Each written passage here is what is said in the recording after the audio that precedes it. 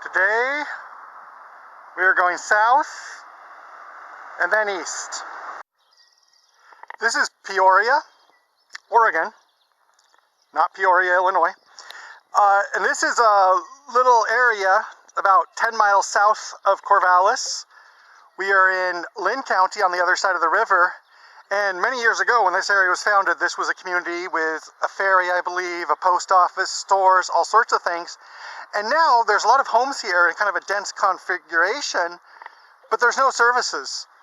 There's not even a post office or a convenience store. So when I see an area like this, it's charming, but it's like, is this a community? Or is this just a residential neighborhood that happens to be many miles away from other areas?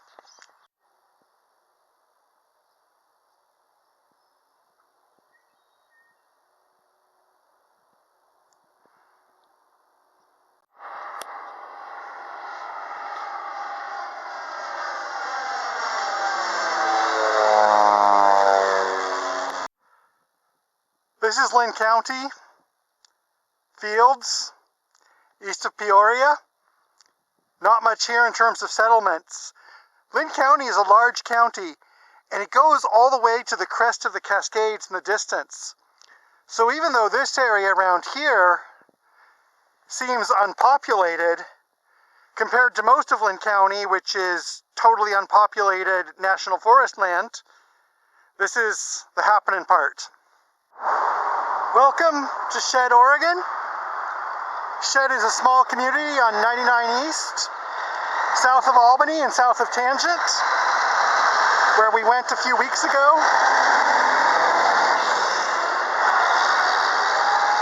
And unlike Peoria, which we just went through, we actually have a market here and we have a post office, so we have some center of the community.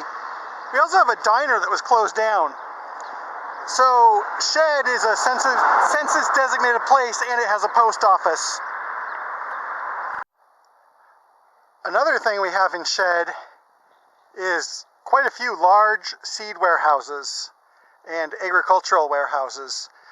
A lot of times these smaller towns are remnants, and they kind of hold on from when they were larger centers, and most of the people live in them work in nearby towns. Here we probably have the opposite, where a lot of people are coming to work in this town from Albany and Corvallis and maybe Eugene, because we have quite a large business here.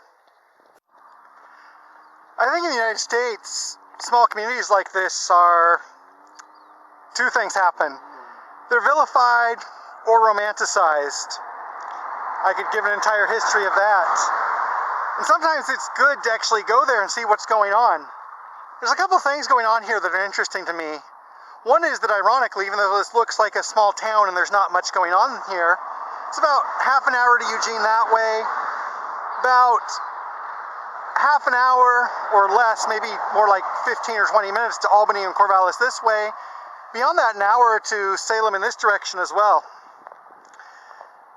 And so even though this is a town of, I think, 300 people in the houses, we're also, if you have a car, you're within a half an hour and an hour of over 500,000 people in communities. And 3 universities, 3 community college systems, large hospitals. And so in a town like this, you can live in a small community like this, but your life might be half an hour away. The person in that house over there could be a neurosurgeon. We don't know. They could be a professor of Japanese literature at the University of Oregon. Also a lot of trucks. Have you noticed the trucks?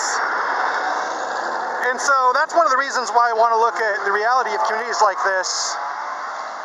Because the irony is that even though this is a small community with not a lot of services, it's plugged into a lot of stuff that's a lot bigger. Another fact about small towns like this, small communities, is there seems to be a tipping point where either the town has only a convenience store type market, no insult meant, and a post office, and those are your only services. And if it gets too much bigger, it just goes into sprawl. So for most of the towns in the Willamette Valley, it's either convenience store, post office, maybe gas station, or you go all the way to where you have a Bed Bath & Beyond and like a gigantic tangle of no left turns, etc.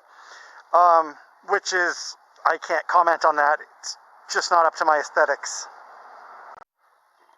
I'm back in Tangent. Probably my last stop before I get home. We've been to Tangent before. Look at this park. Beautiful, green, spacious, well maintained. It's a playground, basketball hoops.